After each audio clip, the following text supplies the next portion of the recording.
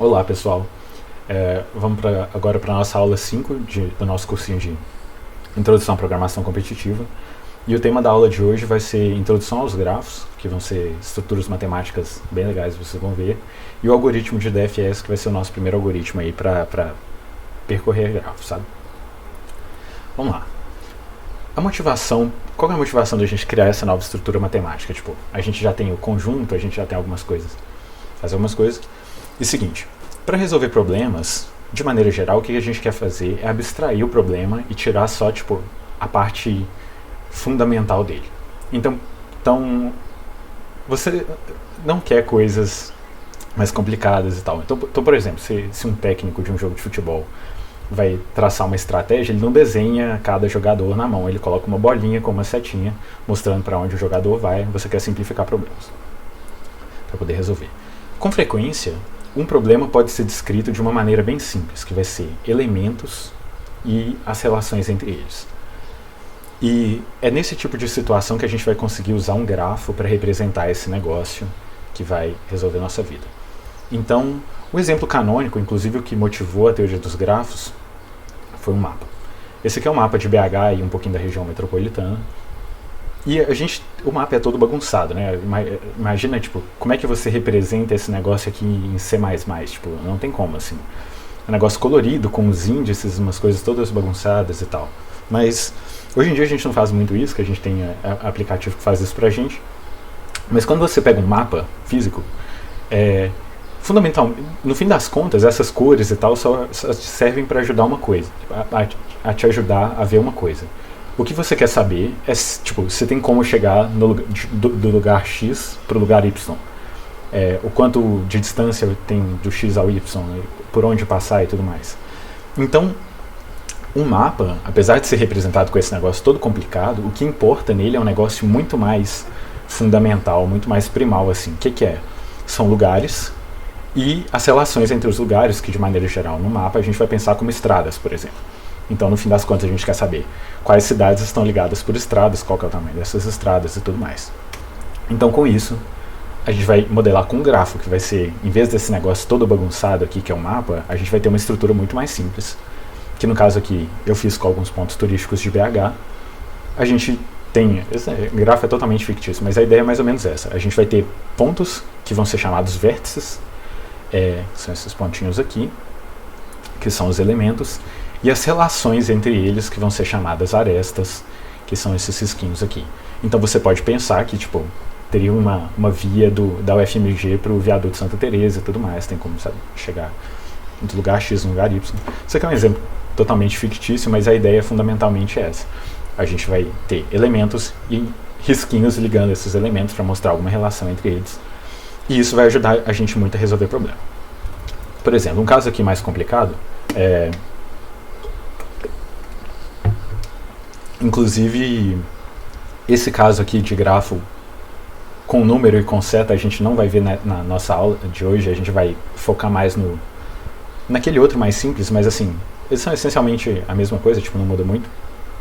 Mas esse grafo aqui a gente pode representar algo mais complicado, né? A gente pode dizer que uma aresta, por exemplo, que são as setinhas, ela está ligando se existe um ônibus de uma cidade para outra com aquele custo. Então, por exemplo, aqui existe um ônibus de Montes Claros para Lagoa da Prata com custo 2, sabe?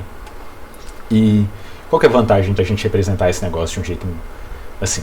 Primeiro que agora já ficou muito mais fácil a gente representar essa coisa no computador, né? Agora que a gente fez esse negócio mais simples. E a gente vai ver também que essas estruturas são cheias de propriedades e tal. E agora fica mais fácil fazer a pergunta, né? Por exemplo, eu poderia saber qual que é o menor custo que eu preciso pagar para chegar de Lagoa da Prata a Coronel Fabriciano de ônibus. Ou se nem tem como, tipo, não tem como chegar de Lagoa da Prata a Moema de ônibus, por exemplo. Inclusive essas cidades aqui são as cidades do pessoal da maratona, maratona da UFMG, eu tentei colocar elas. Ok? Então a gente pega esse problema complicado e a gente vai conseguir modelar ele como algo mais simples assim, e vai ter propriedades bacanas disso. Uma outra coisa legal é que com frequência também o grafo ele nem vai estar te dado assim, vai ter algo que não tem nada a ver com o grafo, e a solução que ele espera que você tenha do problema é modelar ele com grafo. Então assim, o problema não vai ter nada a ver, que nem vai ser o caso desse aqui, mas às vezes uma solução legal é solucionar com grafo. Então, por exemplo, a gente pode fazer um grafo que liga V a W se V está contido em W, que esse caso aqui é um grafo de subconjunto. Então você pode ver que aqui tem um conjunto que tem todo mundo, e aqui, 1, 2, 3 está contido nesse conjunto, então ele está ligado, 2, 3 está contido nesse e contido nesse, então ele está ligado, tal. Essas ligações todas. Então, quais são as coisas, tipo... A gente pegou esse problema complicado e a gente conseguiu modelar ele como algo mais simples, e o pior é que eu não tenho vocabulário para explicar isso agora, mas tipo assim, esse grafo aqui tem umas propriedades legais que daria para aplicar. Então, essa é a motivação que a gente tem para criar essas estruturas. Tem como resolver muito problema com ele, a gente vai ver um deles hoje. Mas, agora que já está mais ou menos motivado, vamos para a definição mais formal matemática. Um grafo não direcionado é que a setinha, tipo, ela não tem direção, sabe? É o primeiro grafo lá que eu mostrei para vocês. Ela não é uma setinha, é só um risco. Ele vai ser representado matematicamente assim, ele é definido como um par de conjuntos, sendo V um conjunto de vértices, que são os pontinhos, que são os nossos elementos, e o E vai ser um conjunto de arestas, edges do inglês, que são as linhas que conectam. As arestas vão ser representadas por conjunto de dois elementos. Então eu vou dar um exemplo aqui. Por exemplo, esse grafozinho aqui bem simples. Os vértices são números, né? Agora a gente vai simplificar mais ainda, não vamos colocar nome de cidade e tal. Então quais seriam os vértices desse grafo? Seria um conjunto com números de 0 a 4, né? São os pontinhos aqui. E quais seriam as arestas? Seria um conjunto de conjuntos. Então, por exemplo, aqui, o 0 está ligado no 1, tem aqui, o 0 está ligado no 3, tem aqui, o 1 está ligado no 2, o 1 no 4 e o 3 no 4, ok? É o jeito que a gente decide representar esse negócio. Uma coisa importante a olhar é que aqui é um conjunto, ok? Essas arestas são conjuntos. Então significa que 0,3 e 3,0 não faz diferença, porque essa nossa aresta, ela não tem direção. É um grafo não direcionado, ok? Então, por isso que a gente representa como um conjunto de dois elementos e não como um par ordenado. É porque, nesses casos que a gente vai estudar aqui, não vai fazer diferença, ok? Então vamos lá. Uma definição muito importante de grafos também, e mais que natural, é um caminho. A gente vai chamar um caminho P, a gente vai dizer que um caminho P de x0 a xk é um grafo não vazio. Então um caminho ele é um grafo, né? Ele é um pedaço de um grafo que a gente vai chamar de subgrafo.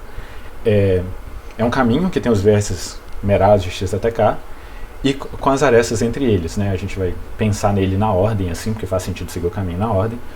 E uma coisa importante é que todos os x são distintos. Então na definição de caminho os vértices são todos distintos. Esse é um negócio mais teórico assim, na prática pra gente não vai ter tanta importância assim, mas é importante ver que na definição de caminho os vértices são todos distintos, ok? E a gente vai definir o comprimento de um caminho como o número de arestas em E. Então, vamos lá. Só uma coisa sobre essa aula, eu gosto de explicar como é que vai funcionar. A primeira metade dela a gente vai ser um pouquinho mais matemático, vai definir essas coisas, mas não, por favor, o que eu nunca quero quando eu mostro as definições é que vocês decorem assim, pensem que é um negócio maçante e tal. Essas definições elas vão vir naturalmente. O ponto é que essas coisas caem, muito, sabe? Esse aqui é o vocabulário básico para a gente poder falar de grafo. Então, para a gente poder conversar sobre os problemas de grafo, a gente precisa desses termos aqui. E rapidinho, fazendo metade da lista, vocês já estarão bem familiarizados com eles. Então, não se atenham muito nessas coisas assim. Vamos pegar mais a intuição das coisas, depois vocês vai vir naturalmente. Então, o caminho aqui também é uma coisa natural. Então, um caminho de 0 a 7 vai ser definido. P vai ser um caminho de 0 a 7 de comprimento 3, porque é o número de arestas, né? Vocês podem pensar, eu andei 1, andei 2, andei 3, não é o número de vértices. E ele vai ser definido como? Ele é um grafo em que os vértices dele vão ser os que fazem parte do caminho aqui, né? Nesse caso aqui a gente coloca na ordem, porque é mais natural, né? E as arestas vão ser essas arestas que conectam os carinhas na ordem, né? Então 0, 1, 1, 2, 2, 7. Ok? Acho que nada mais natural, né? Caminho é uma coisa muito importante, porque se a gente tem um negócio que foi criado ali, para simplificar um mapa, a coisa que mais importante no mapa é um caminho, né? Então ótimo. Então vamos lá. Um ciclo. A gente vai dizer que, sendo P um caminho de x para k, de comprimento maior ou igual a 2, porque senão vai ser um ciclo trivial, digamos assim. Um ciclo C vai ser definido como esse caminho e mais uma aresta. O que eu quero dizer com isso? Imagina que a gente já tem um caminho P de 6 para 7. E o que vai ser o ciclo? Vai ser esse caminho e fechando uma aresta. Lembra que o ciclo, tipo, isso aqui não pode ser considerado um caminho de um vértice para ele mesmo, porque o caminho não repete o vértice. Então, se a gente tivesse um caminho de um vértice para ele mesmo, ele ia aparecer no começo do caminho e no fim do caminho. E a gente diz que caminho não repete o vértice. Então, esse aqui vai ser o jeito que a gente vai definir um ciclo. Então, sendo P um caminho de 6 para 7 com comprimento 3, os vértices vão ser esses carinhas aqui, e as arestas de P, o P é o vermelho, eu devia ter deixado isso mais claro, vão ser essas aqui, e o que a gente vai ser? O nosso ciclo C vai ser os mesmos vértices. Nossa, faltou consertar aqui, viu? Página 8. Só que a gente vai adicionar essa aresta aqui e vai fechar um ciclo, ok? Assim que a gente vai definir um ciclo. Também é uma coisa natural, né? Porque, por exemplo, se... vai dizer pra gente várias coisas, se tem mais de um caminho para o mesmo vértice ou não e tudo mais. Então, mas... vamos lá, mais uma definição. Bernardo, antes dessa definição, o Alan perguntou, uma aresta é um conjunto, dá pra carregar mais informações nela, tipo, representar mais coisas acerca da aresta? Sim, tipo, oh meu Deus, desculpa,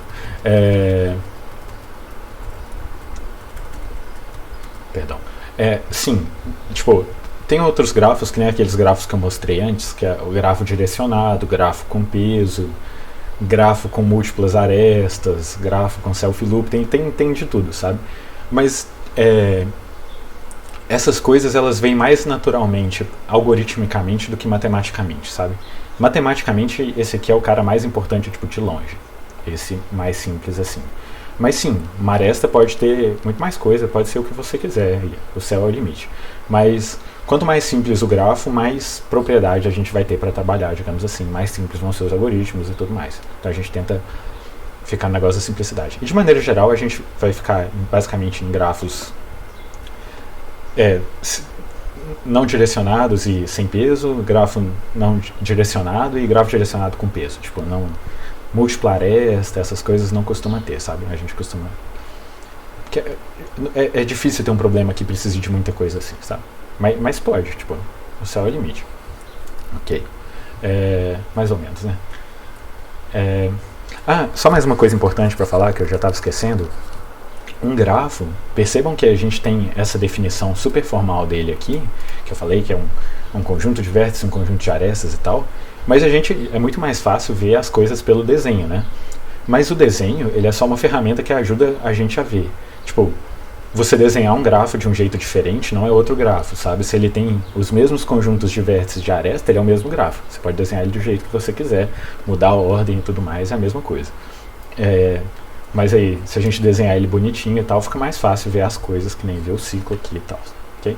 Então, não faz diferença o jeito que a gente desenha, mas a gente costuma desenhar, porque é mais fácil para a gente entender, ok? Então, vamos lá. Mais um conceito importante de conectividade é assim. Um grafo G é dito conexo, a gente vai dizer que ele é um grafo conexo, se para todo par de vértices, V e W pertencente a G, existe um caminho de V para W. Então, basicamente, ele vai ser desconexo caso ele não seja conexo, né? Então esse aqui é um grafo conexo, por exemplo. Então, não tem como provar para vocês assim, mas acho que é natural, né? Que, tipo, a partir de um cara dá para chegar em todo cara, né? Andando pelas arestas assim, você consegue chegar em todo mundo. É um pouco estranho falar desse conceito de conectividade assim na prática, porque meio que todo grafo que a gente conhece é conexo. Tipo de mapa, por exemplo, que acho que é o exemplo principal, todo mapa é conexo, né? Não existe uma cidade do Brasil assim que é isolada, tipo, não tem como chegar de jeito nenhum. Mas tipo, pode ter uma ilha, Bernardo. Pode ter uma ilha, né? Mas tipo, você pode colocar um navio, sei lá.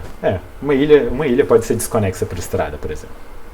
Mas tipo, é porque a humanidade já teve muito trabalho para conseguir conectar as coisas aí e dá para chegar de todos os lugares a todos os lugares. Mas é uma coisa que vem naturalmente. Você pode dizer que o Brasil está desconectado da Inglaterra por estrada. Tipo, não tem como chegar na estrada sair da Inglaterra.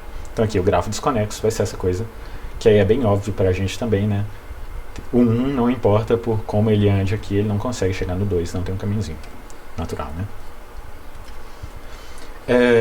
E um subgrafo, eu expliquei que é subgrafo, é um pedaço de um grafo ali que faça sentido, né?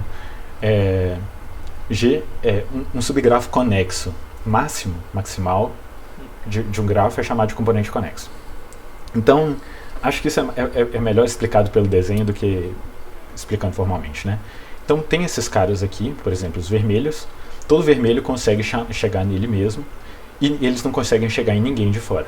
Então isso é um componente conexo, ok? Uma coisa que é legal de reparar nessa situação aqui é que o componente conexo do 5, se o 4 é do componente do 5, o 5 é do componente do 4, né?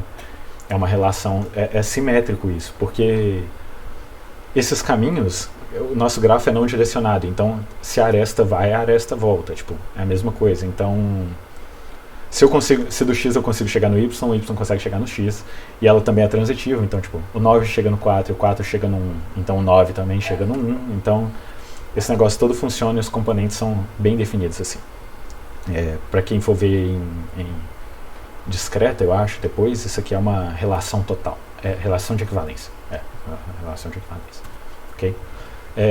Então a gente vai dizer que o grafo acima tem 4 componentes conexos que eu coloquei as cores diferentes nele, ok? Um negócio natural. Então agora que a gente já definiu as coisas, vamos para uma motivação mais de problema de maratona, que é o que a gente está aqui para fazer.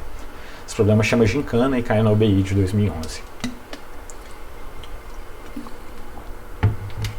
Uma professora, a professora do Juquinha, ela tem uma sala de 1 a N, e nessa sala, os alunos da sala são numerados de 1 a N aí. Eu coloquei nome neles para ficar um pouco mais legal.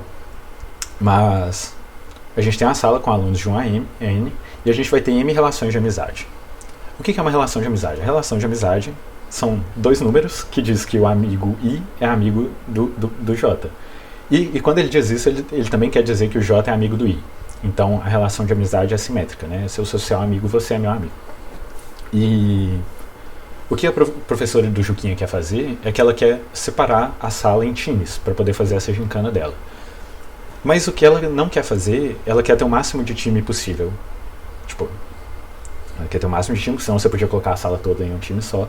Mas o que ela não quer fazer, ela não quer separar 2 amigos. Então ela não quer colocar amigos em times diferentes. Ela quer o máximo de time possível de maneira que ela não separe 2 amigos.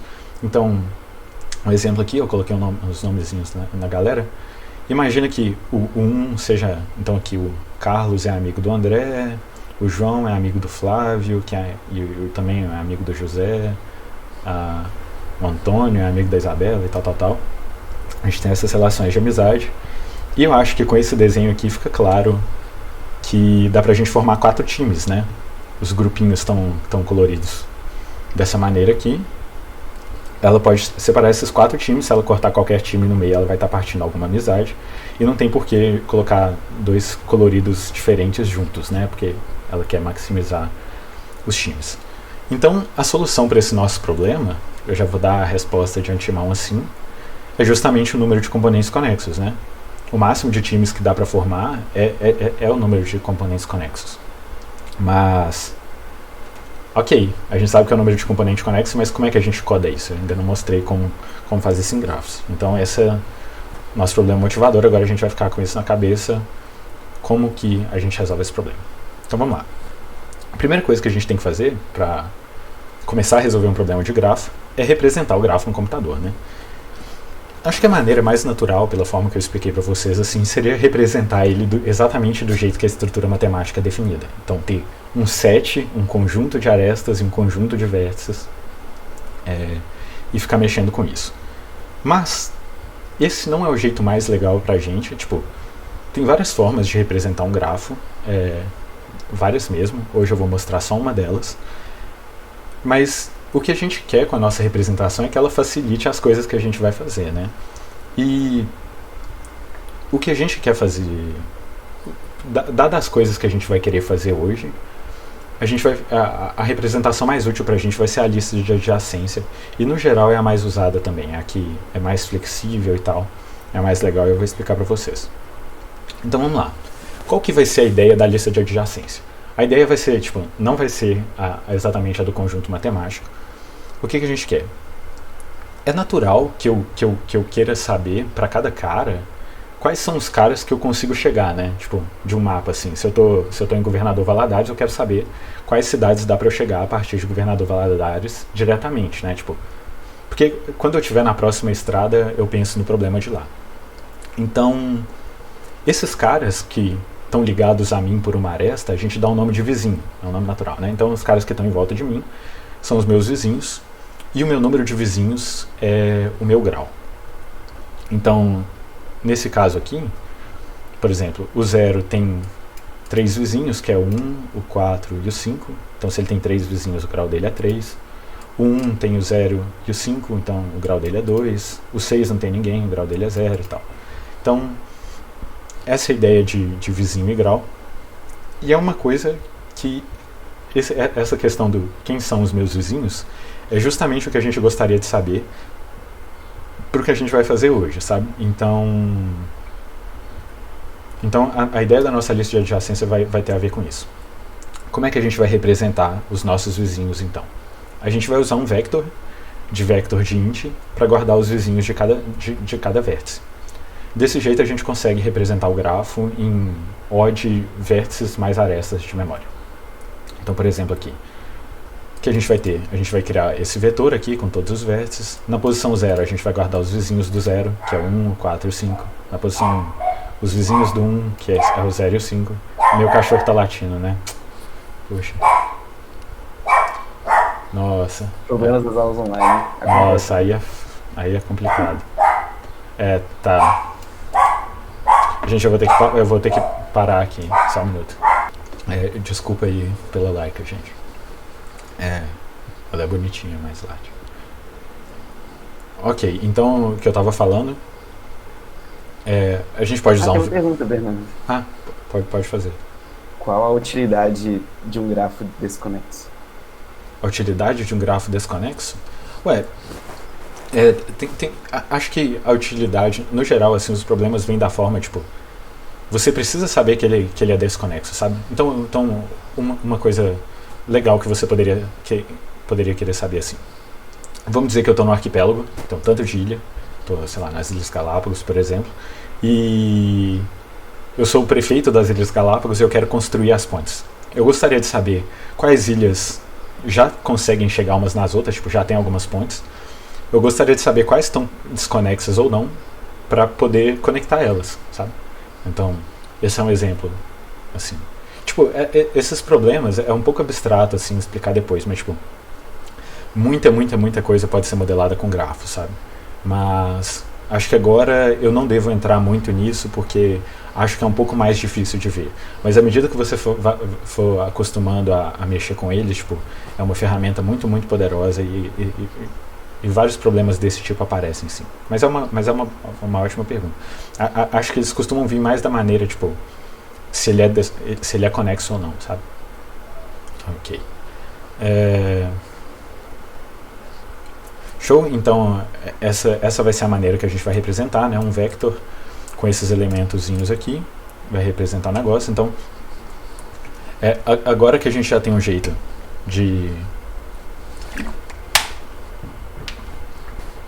Agora que ele não está mais tão abstrato assim, não é mais um desenho, nem uma definição matemática. Agora que ele é uma coisa colocável em C, C++, a gente gostaria de saber como resolver o nosso problema da gincana, né?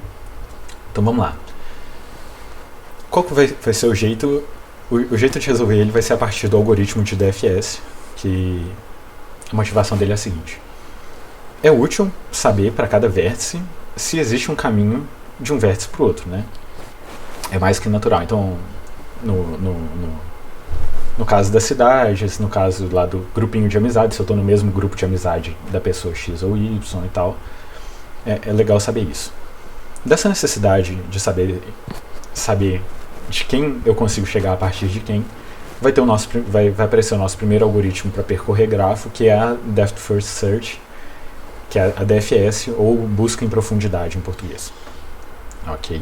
Então, qual que vai ser a ideia dela? A ideia é bem simples assim, mas eu vou mostrar rodando. Mas imagina que você, sei lá, você quer visitar, você quer saber onde dá para chegar a partir do seu sistema lá de estrada. O que você faz é bem simples. Para toda cidade que você ainda não visitou, você anda para todos os vizinhos dela. Tipo, para todos os vizinhos que você não visitou. É literalmente isso. Tipo, você anda... vai andando enquanto der para andar. E é isso que uma DFS vai fazer. Então, nosso pseudocódigo aí... Eu vou mostrar, mas... A gente chega na DFS e diz assim, eu visitei esse lugar, ok? Eu visitei esse vértice. Para todo vizinho meu, se esse vizinho ainda não for visitado, eu vou para lá, ok? Se ele não for visitado, eu vou para lá. Se ele já foi visitado, eu deixo quieto. Mas então isso significa que a gente vai ficar realmente tipo, caminhando no grafo assim. E com isso, vocês vão ver que vai dar pra gente chegar em todos os lugares do negócio, ok? Então... Agora eu vou executar o algoritmo, que espero que fique bem mais claro. Tá lá, aqui a nossa lista de adjacência, né? O vértice, os vizinhos dele e um vetor que vai dizer pra gente se está visitado ou se não está visitado, que é importante. E eu vou começar a nossa procura do zero. Eu posso começar de qualquer um, não faz diferença. Mas geralmente quando a gente vai fazer essas coisas, a gente começa do zero, né? Porque o zero é o único garantido que vai existir, assim. Porque se não tiver nem o vértice zero, não tem grafo, e sem grafo não tem o problema. Então, o zero sempre existe, a gente costuma começar dele. Então, vamos lá. O que eu vou fazer? Eu estou no zero, eu olho os meus vizinhos, aqui.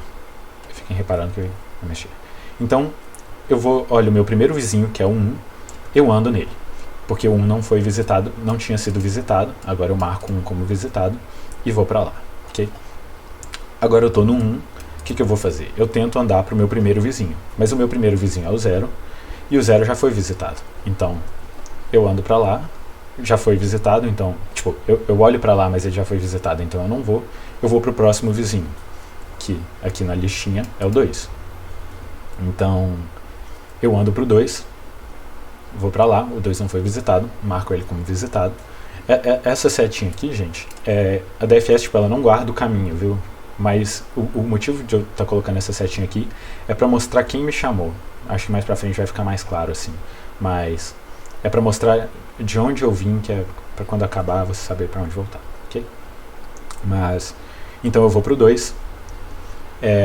Agora a partir do 2 eu olho meu primeiro vizinho, que é o 1, só que o 1 já foi, então eu não ando para lá.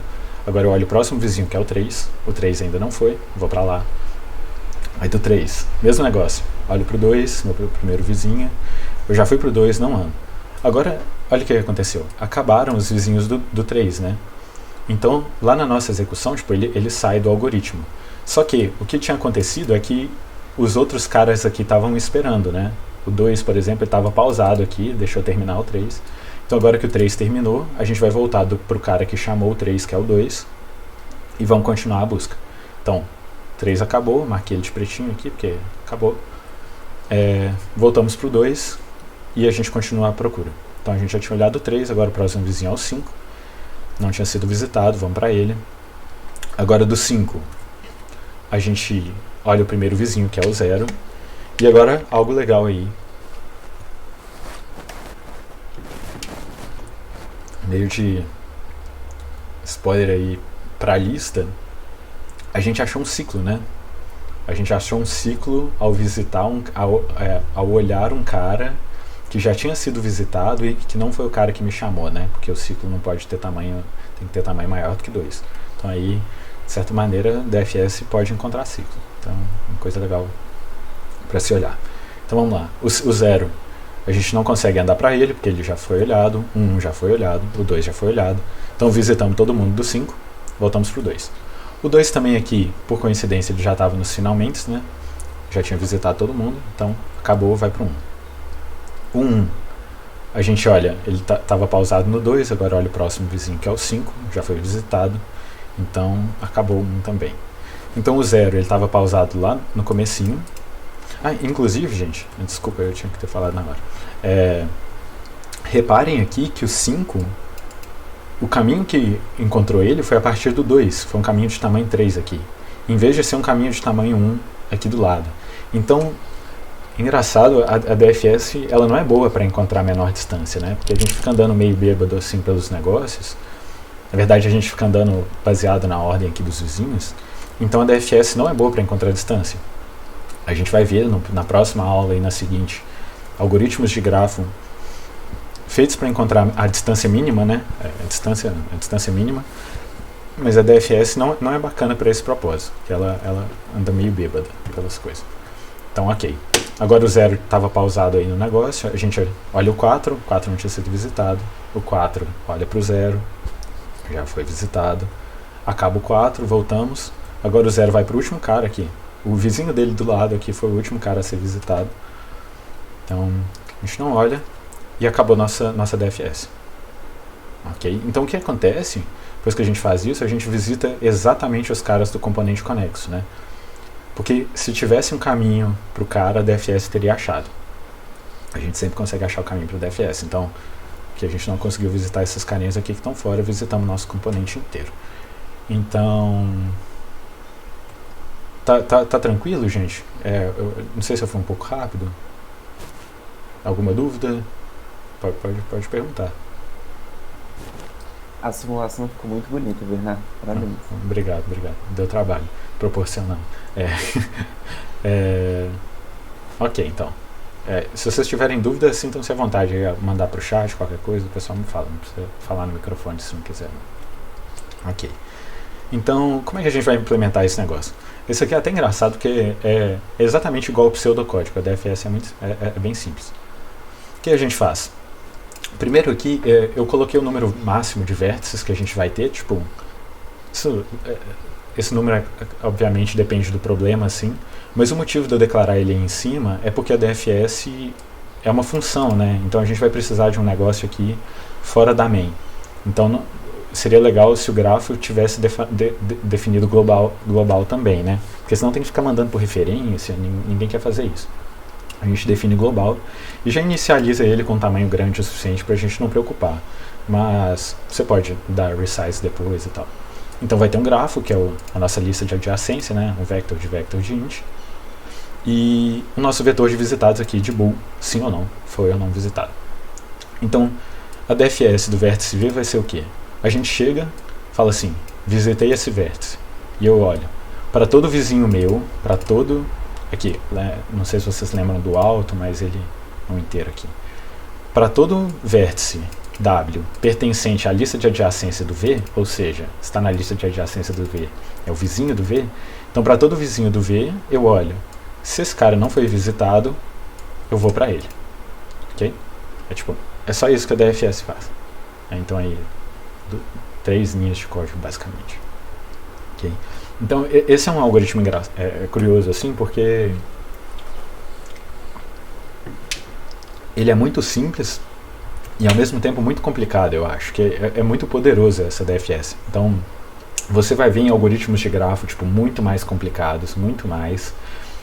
A DFS vai estar lá como rotina do algoritmo, ainda assim, sabe? Uma DFS super complicada e tal. Então, porque acho que por ela ser tão simples e pelo jeito como ela funciona, ela é um pouco uma tela em branco, assim, dá pra você fazer muita coisa com ela, sabe? Então, até o motivo do exercício 2 na lista é justamente esse.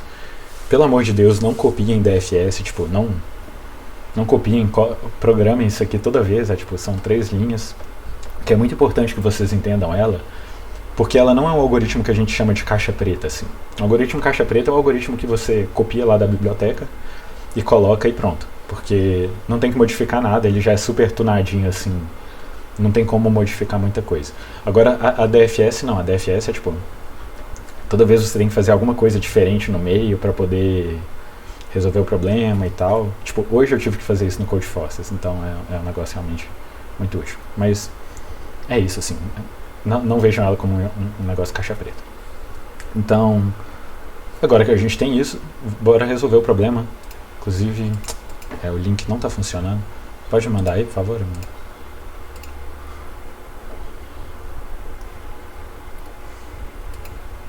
Mandadíssimo. Ok, obrigado.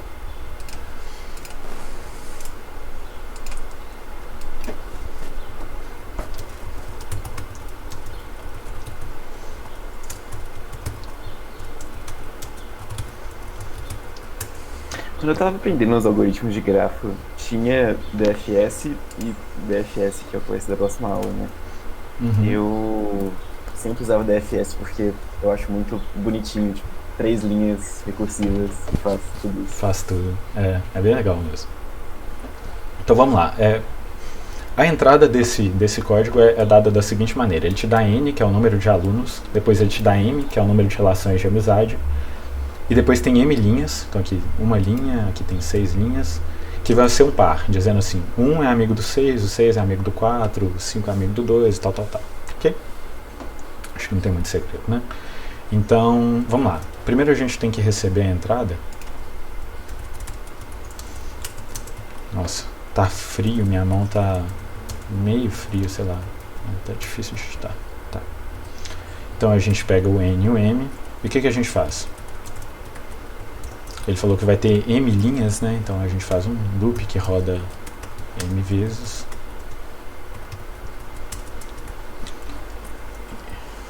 E ele... Bernardo, você pode aumentar um pouquinho a fonte? Verdade. Obrigado. Assim tá bom? Ou eu preciso aumentar mais? Acho que mais um.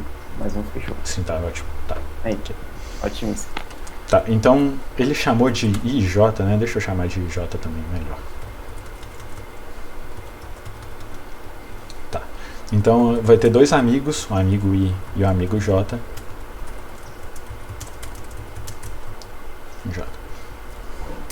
Só que uma coisa aqui, ele indexa esses amigos do 1 aqui, tá vendo?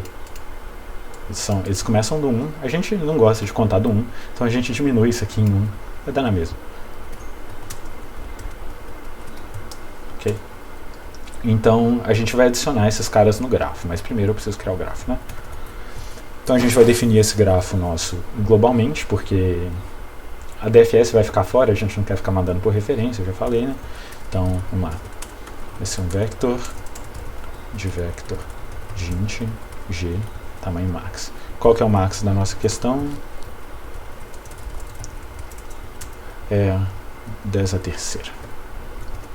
Reparem que o máximo ele não é o número de arestas, né? Ele é o número de vértices, porque a gente está selecionando o tamanho desse primeiro vetor aqui. Esse tamanho aqui a gente vai ficar colocando na frente dele.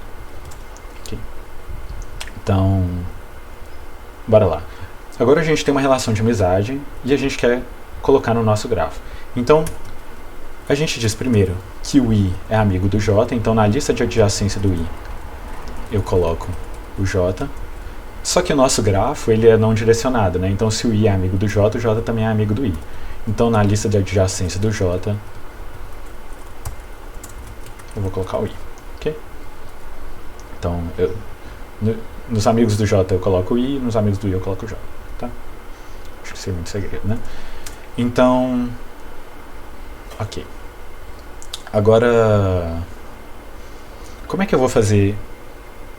Como é que eu vou resolver esse problema aqui?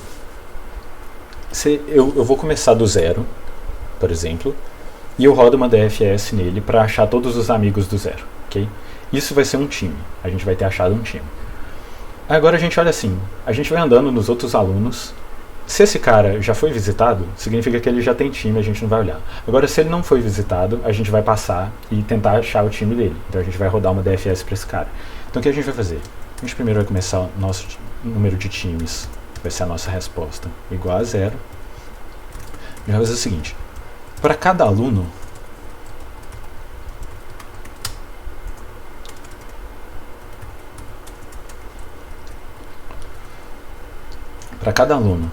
se esse cara não foi visitado, significa que a gente ainda não deu um time para ele. Então o que a gente gostaria de saber? Gostaria de saber quem são os amigos dele e ele, né, para poder visitar todo mundo e aumentar o número de times. Então se ele ainda não foi visitado, a gente chama uma DFS para ele e a gente aumenta o número de times, ok? E depois no fim a gente vai printar o número de times. Nosso negócio. Problemas, né? Então, agora que a gente tem isso, bora codar nossa DFS. Aqui falta um vetor de visitados, né, que é o bool max. Vamos lá. Eu não preciso retornar nada nessa DFS, né, eu só visito os caras. Vamos lá.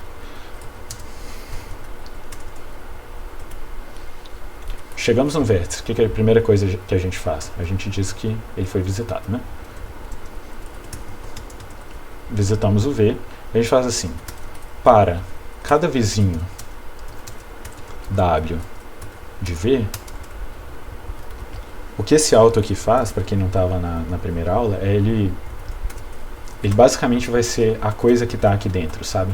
Então a gente está iterando pelas coisas que estão aqui dentro. Só que aqui são os vizinhos de X, né? Então o W é um vizinho de X. Então para cada W vizinho de X, se o W não foi visitado,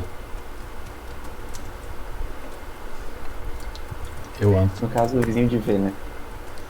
Ah, de V, é verdade. Obrigado. Então para cada W vizinho de V, se ele não foi visitado, eu visito ele. Só isso. Ok? Tá tranquilo, gente? Como é que tá? É um pouco confuso, assim, porque ela é muito pequena, mas ela é recursiva. Esse negócio é um pouco estranho, mas... E vocês matam. Vocês concordam que isso dá a resposta certa para o nosso problema? Assim que sim. Bora lá. Se eu não concordar, você prova que eu tô errado? Complicado.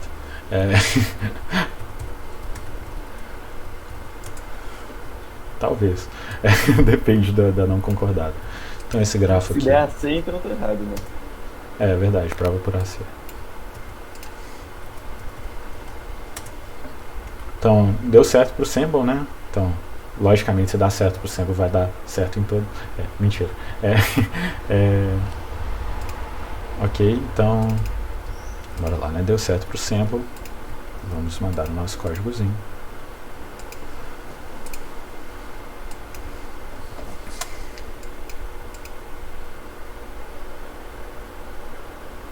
Momentos de tensão. Momentos de tensão.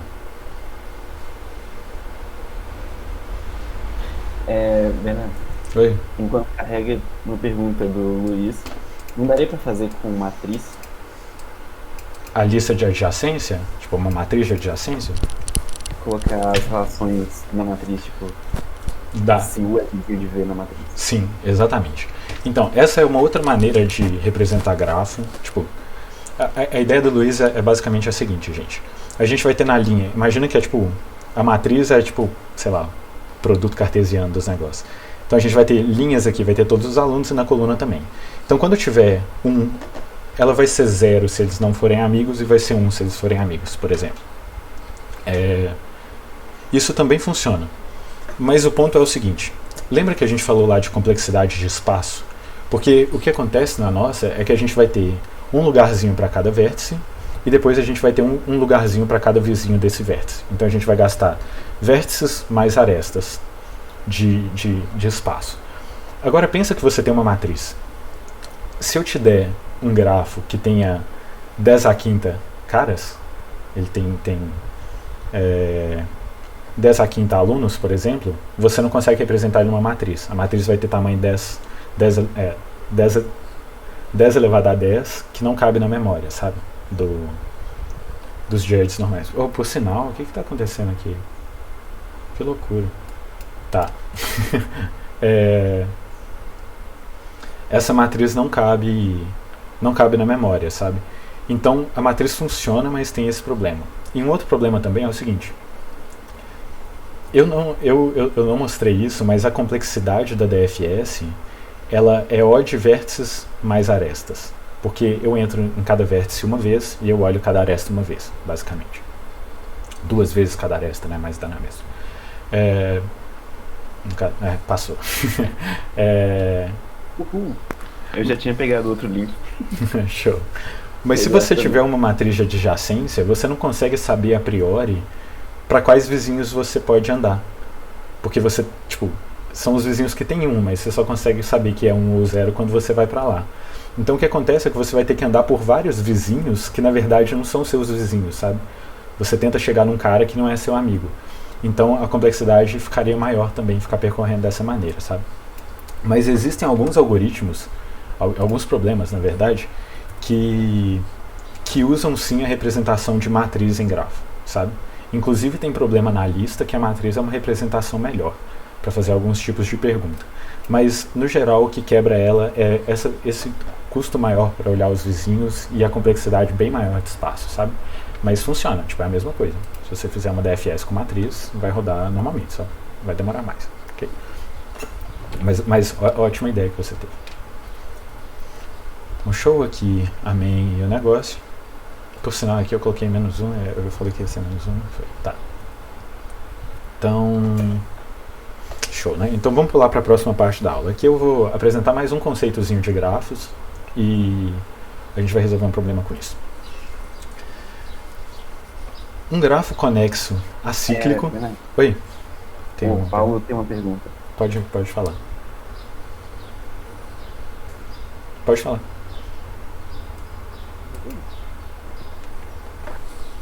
O que aconteceu? Estamos ouvindo sim, pode falar, Paulo. Só tá um pouquinho baixo. Eu não tô conseguindo ouvir. Pode falar, Paulo?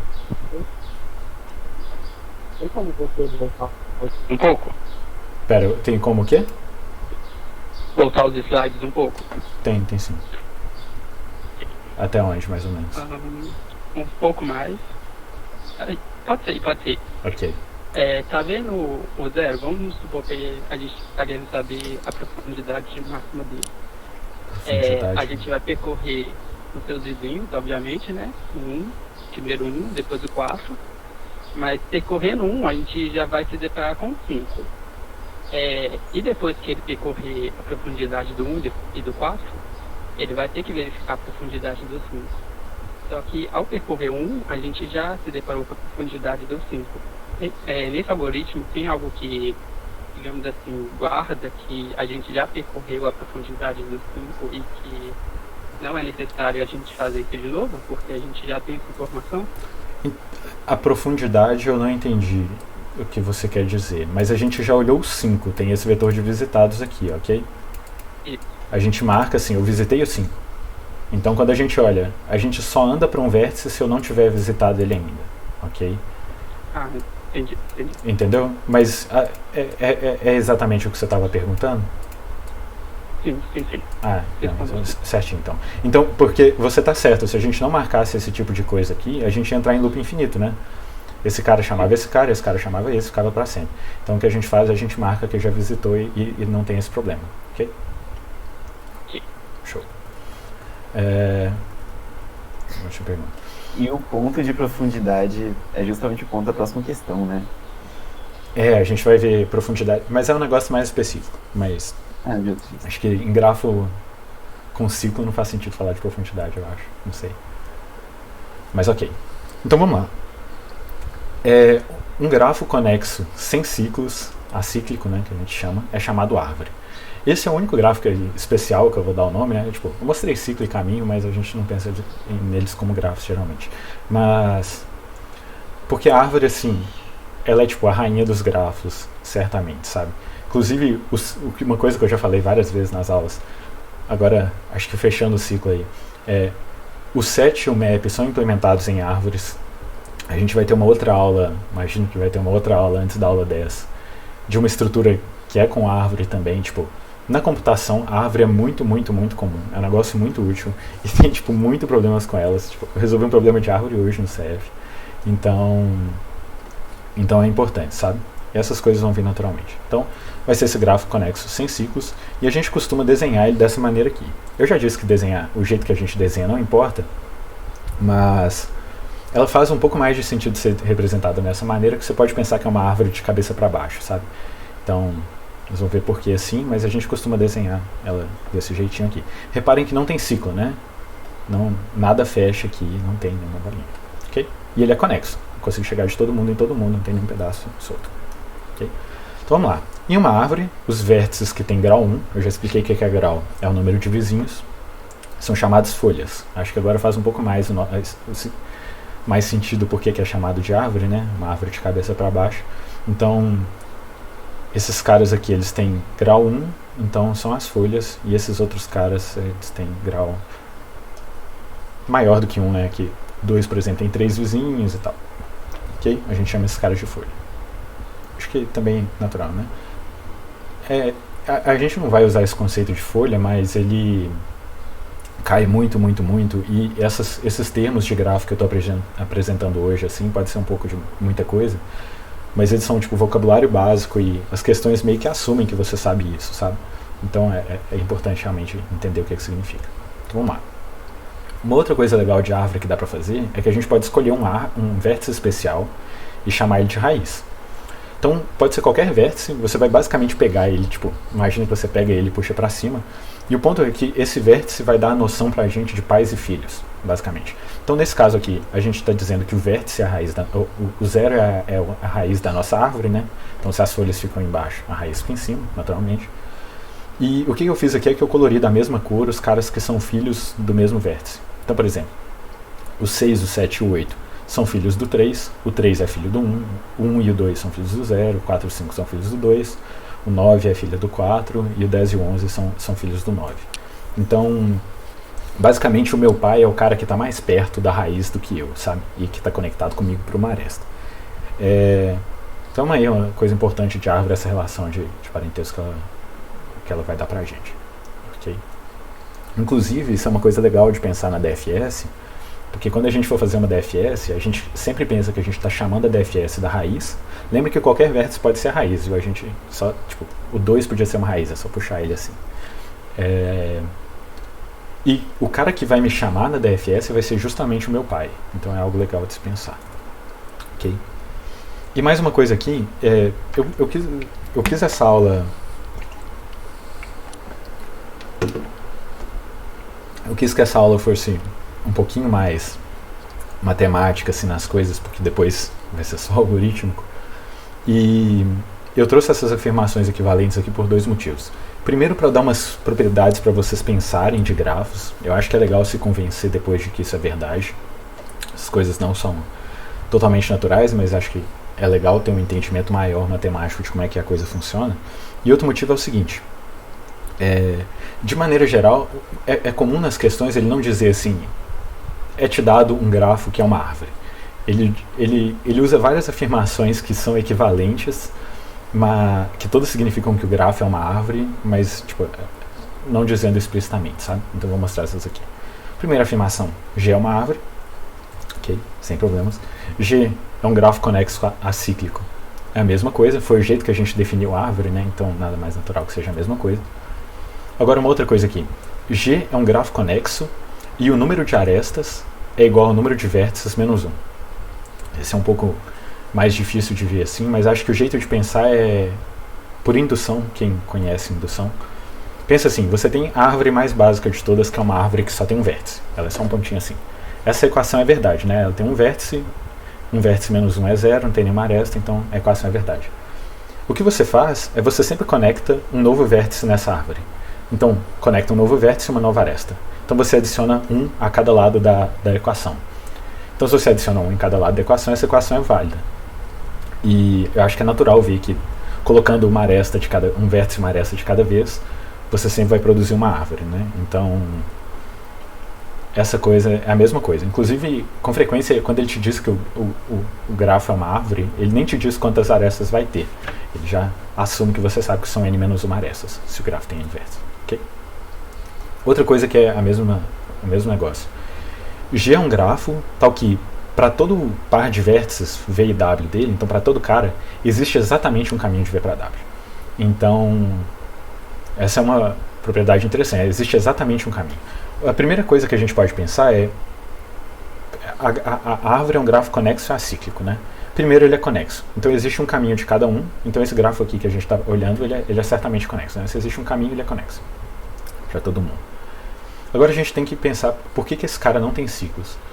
Se tem exatamente um caminho, significa que tipo, não tem um ciclo, porque se tivesse um ciclo, ele poderia bifurcar e passar por lugares diferentes, seria um caminho diferente, certo? Mas se tem exatamente um, não tem um ciclo. Então, uma intuição aí de por que isso é verdade. Inclusive essas coisas eu acho que é legal vocês pensarem mais sozinhos depois, assim, mas apresentando para vocês. Outra coisa que também significa a mesma coisa. G é conexo, então ele é um grafo, tem como chegar de todo mundo em todo mundo, e tirar qualquer aresta de G torna ele desconexo. Qualquer aresta, tipo, quebra o negócio. Então, por que isso seria verdade? Imagina, O grafo é conexo, então a gente já tem esse lado. Agora a gente teria que provar que ele é acíclico. Imagina que tem um ciclo, se esse nosso grafo tivesse um ciclo. Se você corta uma aresta do ciclo, esse grafo não fica desconexo. Porque você consegue pegar o outro caminho, né? O outro lado do ciclo. Então, tirar uma aresta de um ciclo não torna o grafo desconexo. Então, se esse grafo fica desconexo toda vez que você tira uma aresta, significa que ele não tem ciclo. Okay? E uma outra propriedade aí, uma outra afirmação que é a mesma coisa, é dizer que esse grafo não tem ciclo, mas qualquer aresta que eu colocar criaria um ciclo. Então, ele não tem ciclo, agora a gente gostaria de provar que ele é conexo, né?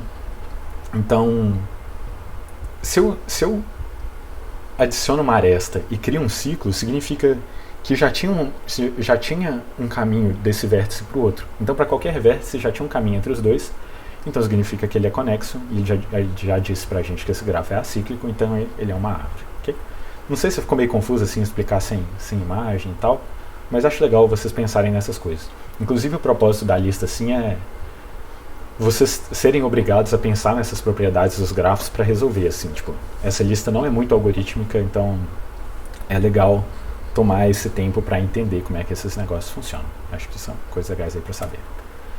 Então vamos lá, agora que eu defini uma árvore, vamos para o nosso último problema da aula, que é o seguinte. Dado uma árvore com n vértices, compute a maior distância nessa árvore, que é o diâmetro. Então, por exemplo, nessa árvore grandona aqui, o maior caminho que existe nessa árvore é o caminho do 6 ao 13, tipo, tem outros caminhos com o mesmo tamanho, tipo do 7 ao 13 e tudo mais, a gente só precisa de um deles. E nesse caso aqui, esse caminho tem 1, 2, 3, 4, 5, 6, 7 arestas, então o diâmetro dessa árvore é 7. Okay? Então a gente gostaria de saber qual é o diâmetro da árvore. Okay? Mas uma coisa estranha, né? Agora eu dei um problema, eu expliquei um algoritmo que eu disse explicitamente, uma das primeiras coisas, que ele não é bom para achar distância, porque ele é ruim para achar distância, que ele anda meio bêbado assim. E agora a gente tem um problema de achar distância. E a DFS não é bacana para achar o menor caminho. Só que em uma árvore, eu expliquei para vocês, só existe um caminho entre uma árvore. Então, apesar da DFS não ser boa para achar o menor caminho, ela sempre consegue achar um caminho. E como numa árvore só tem um caminho entre os dois vértices, qualquer caminho que a gente achar vai ser o menor, por falta de outro para competir, sabe? Então, apesar da DFS não ser boa para achar o menor caminho, ela sempre acha um caminho e esse caminho vai ser o menor nesse caso. Então, é o caso em particular em que a DFS funciona para esse nosso propósito. E como é que a gente vai achar esse maior caminho na árvore? Ele é um problema clássico, assim. Vou meio provar porque funciona. Mas esse problema do diâmetro, quando não é em árvore, ele é um problema bem difícil. Mas o algoritmo em árvore é bem simples. Ele vai ser guloso, para quem lembra da aula de guloso. Vai ser o seguinte: você pega um vértice qualquer da sua árvore, qualquer um, e acha um cara mais distante dele. Pode ter vários que sejam igualmente distantes, você pega qualquer um. E a partir desse cara mais distante, você olha os caras mais distantes dele.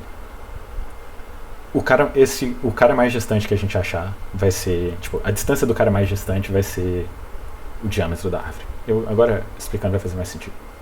Então, tem a nossa árvore zona, escolhi um vértice qualquer, o 5. Eu rodo uma DFS e acho o cara mais distante dele. Tem vários caras que são igualmente distantes, mas o 8 é um deles, que tem a maior distância, ok? Então, achamos lá.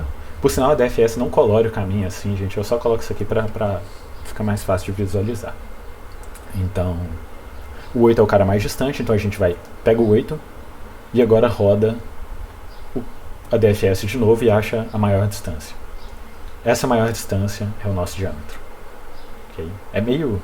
Parece meio estranho assim, mas acho que é algo legal para vocês pararem e pensar depois. Mas aqui tem uma pseudoprova aqui da coisa.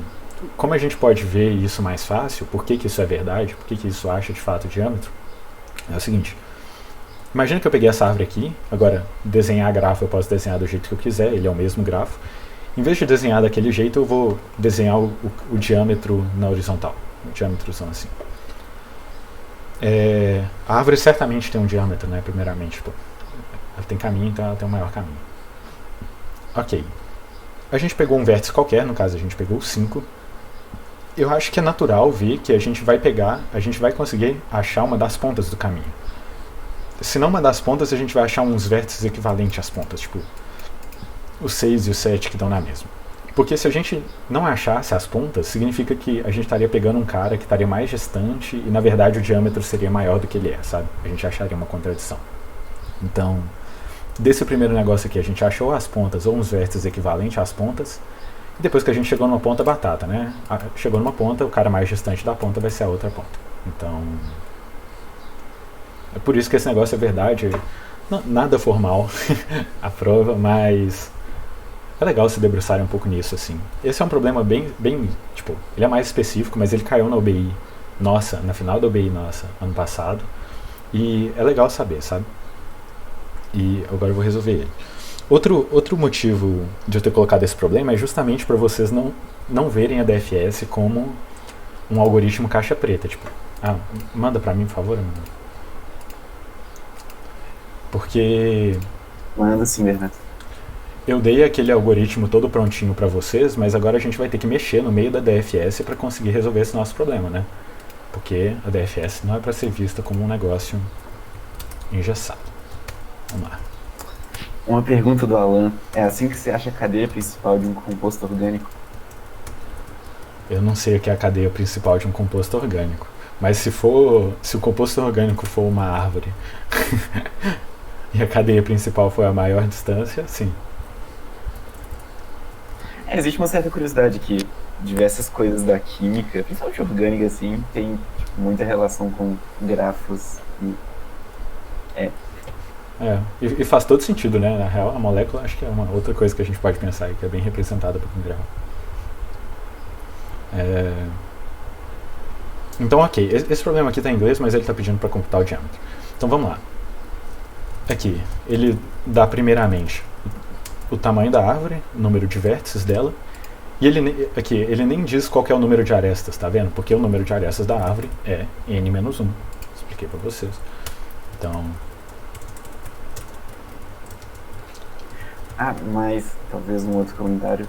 Acho que o Bruno pode me corrigir nisso, mas achar diâmetro em um grafo qualquer é completo, mas é muito difícil. Não sei se o Bruno talvez... Sim. Aí, uma pequena modificação no problema fez o problema ficar muito difícil. Então vamos lá.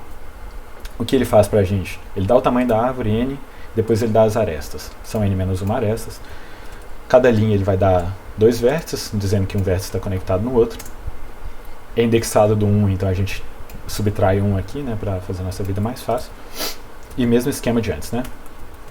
A gente vai dizer que o V é vizinho do U. A gente vai dizer que o U é vizinho do V, ok? Então, vamos lá. Aqui, uma coisa legal, eu esqueci quem tinha perguntado. Olha aqui, o limite desse problema já é 10 à quarta. Então, a gente vai gastar 10 à quarta vértices, mais 10 à quarta menos uma arestas. Então, tipo, basicamente 2 vezes 10 à quarta para guardar esse nosso grafo aqui. Mas se a gente estivesse fazendo uma matriz de adjacência, a gente ia gastar 10 à quarta ao quadrado, que é 10 à oitava, né? Então, nem sei se cabe na memória. Se couber, fica bem perto do limite. Então... é bacana assim como é que a matriz de adjacência ajuda a gente. Vamos lá. Nosso grafo max, com tamanho máximo, e a gente vai... nosso vetor de visitados, né?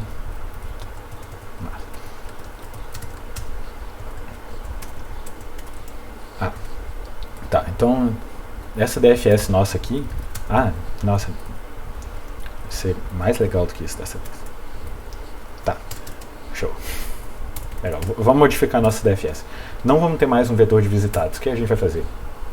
Agora, essa nossa DFS vai computar a distância, certo? Então, a gente pode começar a distância de todo mundo como -1, e a distância do cara tá -1 é a mesma coisa do cara não ter sido visitado, né? Então, a gente, em vez de ter que guardar o vetor de visitado e o vetor de distância, a gente só guarda o vetor de distância, ok? Então... modificando, eu não quero que vocês decorem DFS, então tá aí. A gente cria o vetor de distância o que a gente faz? Vamos iniciar essa distância com menos 1, porque como a distância do vértice nunca vai ser menos 1, a gente vai saber que o vértice que está com distância menos 1 não foi visitado ainda, né? A gente não pode colocar esse valor como 2, porque não tem como diferenciar. Então vamos lá. Apresentando uma função aqui da biblioteca padrão para vocês, que é o main7.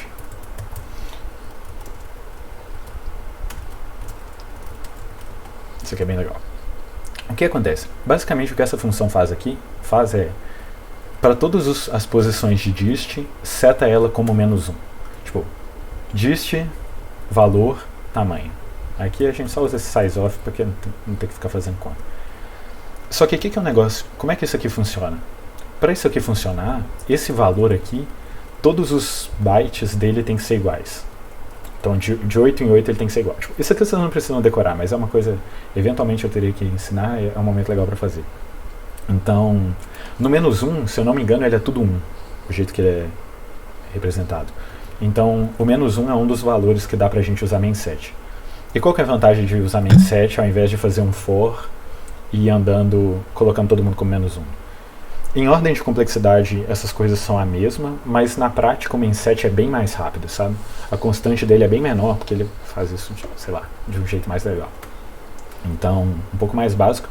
Inclusive o motivo aqui de eu usar um array e não um vector, porque não dá pra fazer main7 em vector, pelo menos não que eu saiba. Outra coisa legal é que esses valores infinitos aqui, que eu expliquei na aula de STL para vocês, eles são desse jeito aqui justamente porque os bytes deles são iguais. Então a gente pode dar main7 nesse valor, ok? Então, bacana aí como é que essas coisas funcionam. Então vamos lá. A gente deu main7, a gente vai escolher um vértice qualquer para começar a nossa DFS. Mas o vértice amigo nosso é o vértice 0, né? Porque o 0 sempre existe. Então primeiro o que a gente vai dizer? A gente vai dizer que a distância do 0 é 0. Porque a gente já visitou o 0, né? Vamos ver como é que é em cima. Mas dessa vez, ao invés de a gente colocar que a gente está visitado, quando a gente entra no cara, a gente vai colocar que ele está visitado no pai dele. Eu vou mostrar como é que isso funciona. Mas, então a gente seta a distância dele como 0 e chama uma DFS para ele. Então não tem mais vetor de visitado, eu não vou olhar se o cara está visitado.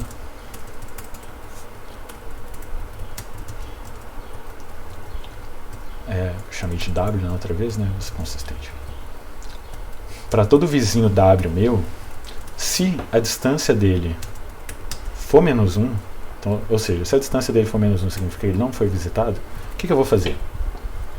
Primeiro eu vou dizer que a distância dele é igual à minha distância mais 1.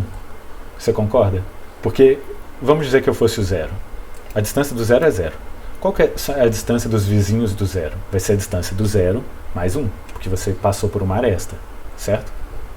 Então, é natural, né? A distância do cara que está ao meu lado é a minha distância mais 1. E depois que eu calculei a minha distância, eu vou chamar a DFS. Então, calculei minha distância e eu ando para esse cara. Reparem que aqui, por ser um algoritmo recursivo, a ordem é muito importante. Porque se eu for para esse cara antes de calcular a minha distância, eu vou setar a distância desse cara, dos vizinhos dele, errada. Porque a distância dos vizinhos dele depende da distância dele. Não sei se estou sendo muito claro, mas... Então, a ordem é muito importante em algoritmo recursivo. Pra mim isso é muito claro, porque na última prova que a gente simulou, eu errei isso. E a gente ficou um tempão tentando descobrir o que é. É o tipo de coisa que é difícil entender até você ficar 3 horas debugando aí. Aí você não esquece nunca mais. Então vamos lá. Agora a gente calculou, se a gente tiver codado essa DFS certo, a gente calculou a distância para todo mundo, né? Então o que eu vou falar? Eu vou tentar achar o cara que é o cara mais distante, né?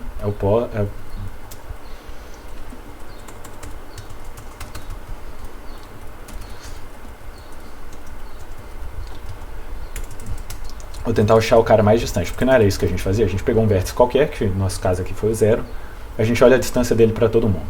O próximo passo no algoritmo é pegar o cara mais distante para poder chamar uma DFS para ele. Então, primeiro eu tenho que achar quem é esse cara mais distante. Vamos lá. Para todos os vértices, o que eu faço? Vamos lá. Se a distância desse cara for maior do que a minha distância máxima atual, significa que, né, eu achei um cara mais longe. Então o que eu faço? Eu digo que a minha distância máxima é igual à distância desse cara. E o cara mais longe vai ser esse cara, né? Então, o que eu estou fazendo aqui é... Basicamente eu estou olhando para todos os caras, eu pego o mais longe deles e guardo a posição dele. Eu guardo o nome dele, né? Quem é esse cara mais distante? Agora o que eu faço? Então agora eu tenho um cara mais distante, significa que eu tenho uma das pontas lá do diâmetro, né? Agora eu gostaria de achar outra ponta. O que eu faço? Primeiro, eu tenho que resetar. Ou seja, eu tenho que marcar todo mundo como não visitado de novo, porque eu vou fazer outra DFS, né? Então, eu seto todo mundo como -1. Eu digo que a distância desse cara, que agora é o cara pós, né? É igual a 0. A gente não está saindo mais do 0, a gente está saindo desse cara, então eu digo que a distância dele é igual a 0. Reparem que eu tenho que tratar essa distância em cima, porque a distância é tratada antes da chamada de cada um, ok? E o que eu estou fazendo? Antes da chamada antes da chamada de cada um eu trato. Só que não tem nenhum antes da chamada desse aqui, então eu tenho que tratar na mão. Então, antes da chamada eu trato a distância. Então, DFS de pós, eu faço a distância, e qual que vai ser a resposta agora? Vai ser a maior distância de todas. Então, nosso diâmetro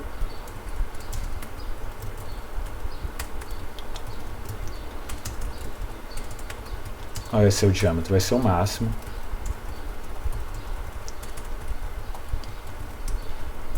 O máximo que a gente conseguir achar, e a gente printa o diâmetro. Vocês concordam com isso? Como é que tá?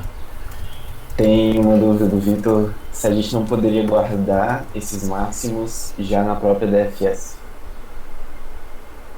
Poderia. Poderia fazer... Eu posso... Acho que fazer isso agora fica um pouco confuso, mas eu posso fazer logo depois que terminar. A gente pode fazer exatamente isso, uma DFS que retorna esse valor. Ótima pergunta. No return statement. Int DFS é void DFS, né? Tô retornando nada.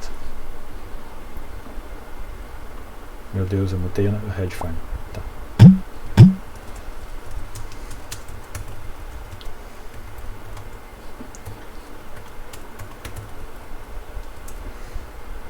Vamos lá.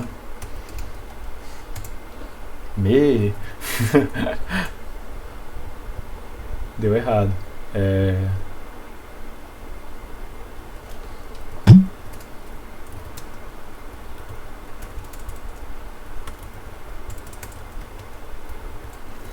Diz aí pra gente que tá errado, Bruno.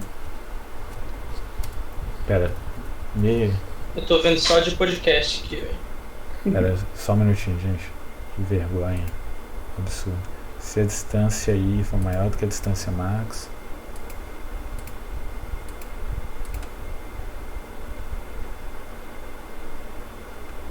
Gente. Ô, Bernardo, desce um pouco. Oi. Nesse último for, você não tá colocando o máximo em lugar nenhum. Ah, tá. Perfeito. Muito obrigado. Nossa. Eu não sabia que isso compilava também. Tipo, achei que fosse... Oh, meu Deus. Achei que fosse dar erro de compilação, porque é uma função com retorno que ninguém tá pegando. Eu tirei essa flag. Eu tirei essa flag do compilador. Eu levei um erro bem parecido com isso. Muito obrigado. Eu não escrevi o máximo. Show. Nossa, e a gente ia ficar fritando aqui. Tá, então o erro era pequeno no fim das contas, né? Então, esse aqui, C++ 14, mais 14.